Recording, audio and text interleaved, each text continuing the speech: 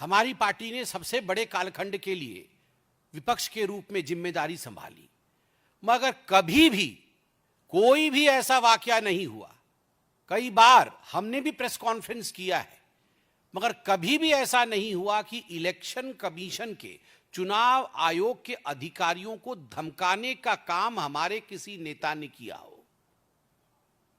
आज के शब्द क्या थे राहुल गांधी जी के? राहुल गांधी जी के शब्द थे, यदि मेरे प्रेस कॉन्फ्रेंस के ऊपर जवाब नहीं आया तो there will be serious consequences, बहुत घातक परिणाम होंगे।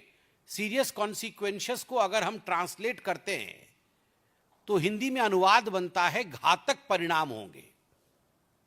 क्या घातक परिणाम होंगे? उन्होंने यह भी जस्टिफाई किया कि एक दिन ऐसा आ सकता है कि जब हम ऑपोजिशन वाले, अभी भी उनके मुंह में खुद ही कांग्रेस पार्टी के सर्वोच्च नेता के मुख से यह नहीं निकल रहा है कि एक दिन ऐसा भी आ सकता है कि कांग्रेस पार्टी सरकार बना सकती है। He lacks confidence to that extent.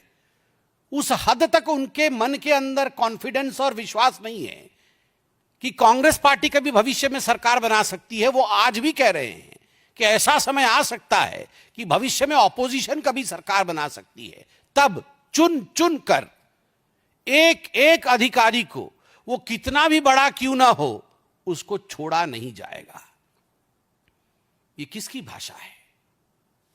ये एलओपी की भाषा है या एक, मैं तो खराब शब्दों का प्रयोग, अमर्यादित शब्द का प्रयोग करना कदाचित नहीं चाहूंगा, या सड़क चलते किसी ऐसे व्यक्ति की जो रोड रेज में बोलता है।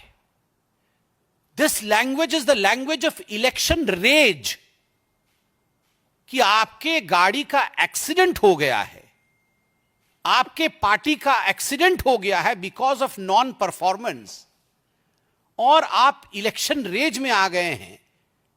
जिस प्रकार रोड रेज का हम केस देखते हैं, राहुल गांधी जी का यह इलेक्शन रेज है। ये कई महीनों से चल रहा है। जब आप कहते हैं कि चुन चुन के मैं छोड़ूंगा नहीं, मैं बर्बाद कर दूंगा ऑफिसर्स को, this is not the language. मैं सत्ताधारी पार्टी का प्रवक्ता हूं।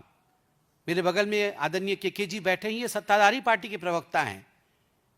मुस्कुराकर हमें इन प्रश्नों का उत्तर देना होगा। एक क्षण के लिए भी हमारे मुख पर एरोगेंस और अहंकार नहीं होना चाहिए।